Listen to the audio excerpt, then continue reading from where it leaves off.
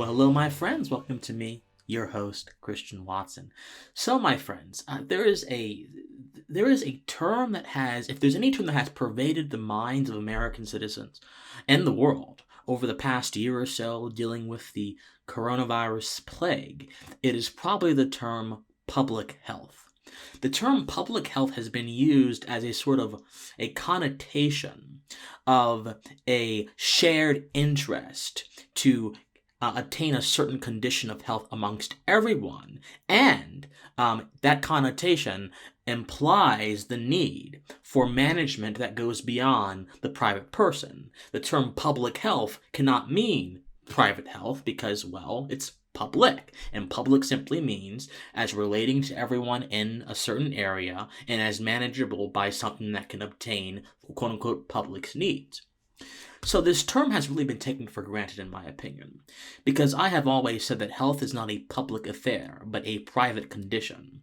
And to this people say, well, Christian, you're taking a very narrow view of the world. What about individuals who again, may affect the public or affect other people with their conditions? How can that not be a public endeavor?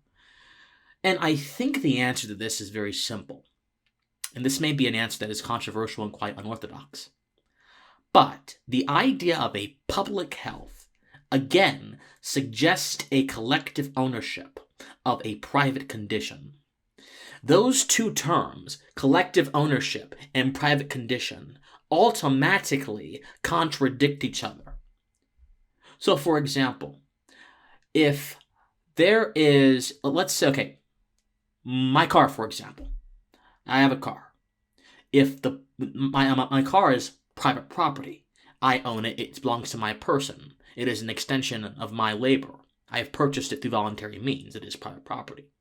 If the public tries to own my car, then what you have is, you have an object, the car, which is only meant for me, or people who I allow to lease it out from time to time, and is not meant for everyone. And so, you'll have everyone wanting to have the car. But that's impossible, because not everyone can have a claim to a single object. This is why the tragedy of the commons kind of arises, because everyone wants a particular thing. So, the very idea of public ownership, or public, or mixing private and public conditions, goes against the reality of private conditions. But there's also a more interesting point I want to make. So there was a theorist, one of my favorite theorists, one of my favorite political philosophers who was unfortunately not really studied, called Isabel Patterson. She's right here. And Miss Patterson had a section of her book, The God of the Machine, which is, as Ayn Rand said, it is to the libertarian movement what Das Kapital was to Marxism. In other words, it is an extremely influential and logically coherent tract that is unfortunately not read nearly enough because Patterson has gone into obscurity. And in it, she basically says that collective ownership or public ownership cannot happen because there is no way that everyone can own a particular thing, because there are certain conditions that public ownership implies, certain rules that public ownership implies that makes it impossible for people to own those things. So like for public parks, for example, okay, the public can go to the parks from 9 to like a Pacific time legally. And the parks are guarded by police. They're often manicured by state services. And these are things that Patterson says we pay out of our pockets to have access to, but we certainly don't own them. They're owned and managed by the government, and ostensibly, the word public makes it seem as if there's a collective stake in that park, but there may even be folks who don't even go to that park. So what am I trying to say, guys? What I'm trying to say is, the public owns nothing. The public does not own health. It does not own property. It does not own roads. It does not own bridges. The public owns nothing. Public ownership is simply a euphemism, a synonym for government management. But the idea that public bequeaths upon us is the idea of accessibility. Okay, if a park is publicly managed, I can go into it. If a road is publicly managed, I can go into it. When the word private is uttered, so many individuals think that word means insular, closed, and restricted. This is one of the reasons why so many Americans recoil at morally justified, yet not rhetorically sexy solutions to their economic ills that rely on the laissez-faire free market, because guess what? Their conception of private ownership is one that correlates to greed and to insularity. But this is absolutely not the case. Private ownership, my friends, is actually the basis for interaction and economic intercourse, commerce. Whereas public ownership is nothing more than the results of that economic commerce, the results of that private property, the results of the fruits of your labor, which are billed as things that are for you, but in all reality are managed by some bureaucrat that you probably never even met in your life.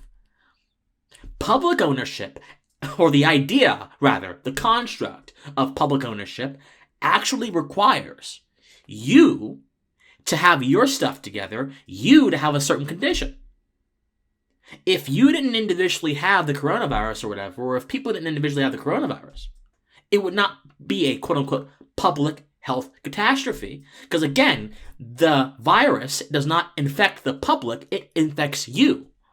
And even if the virus infects you, as we have seen throughout volumes of scientific study, the virus infects people differently. There is not a single unified reaction. Some people are asymptomatic, some people are on a ventilator. Here's my point, my friends. When we conceptualize certain things as public, we are actually rebelling against reality, because there is nothing that is truly quote-unquote public in terms of ownership, because ownership implies a condition that is not broad, but it is very specific and concrete. And yet, there is this sort of, this has been happening for years, whether it's under Marxist system of understanding, whether it's under a communitarian system of understanding, whether it's under whatever ideology that is collectivist in nature. They have rebelled against the simple fact of reality to make people feel as if they have more access. Because if you feel as if you have access to a certain proposition or a certain idea, you are more likely, I'm just deductively reasoning this, you are more likely to want to engage with that idea. Whereas if you feel as if you are closed off by someone else's whim or barrier, which they may justly be able to put down, but you may not like, you may be less likely to engage, because what's the use, right? The word public in front of ownership, or in front of any phrase, public health, public property, is simply, as I mentioned, a synonym for government management, which simply means it is not public at all, but it is dictated by the private desires of a bureaucrat to maintain power and to continue with this symbolic degradation of concepts which animated the American experiment. There is no public ownership of anything. There is no public health. There is no public roads. There are individual qualities which may have a broad effect, but that does not mean you need to call them public this, public that.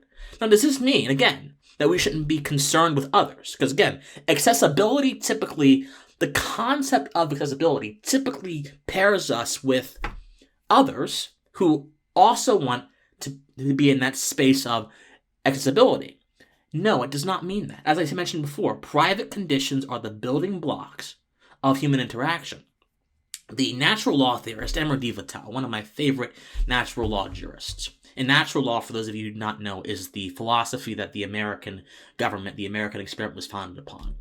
The natural law theorist, Emerson Vital, he said that rational self-love, one's rational self-interest and self-love in particular, provides the basis for every other interaction someone has. So the fact that you love yourself privately and rationally, and the extensions of yourself, your property, the extensions of your being, are infused with that fact, infused with that self-love, means that if you want to propagate that self-love and propagate your fruits of your labor in a free society, you will have to interact with people in a manner that is both fruitful to you and them. Mutual intercourse. And of course, that can only happen under certain moral conditions. See, people think that when you talk about a free society and a contractual society, that anything goes. No. You cannot have voluntary mutual respect without understanding the value of someone else's own being. Because if you don't understand the value of their being, there is no basis for your respect. Yes, you can be vain. Yes, you can shout out platitudes. But if you don't understand that someone else has just as much rationality and just as much value as you do, you probably wouldn't engage in a respectful interaction in the first place. You may engage in a manipulative one.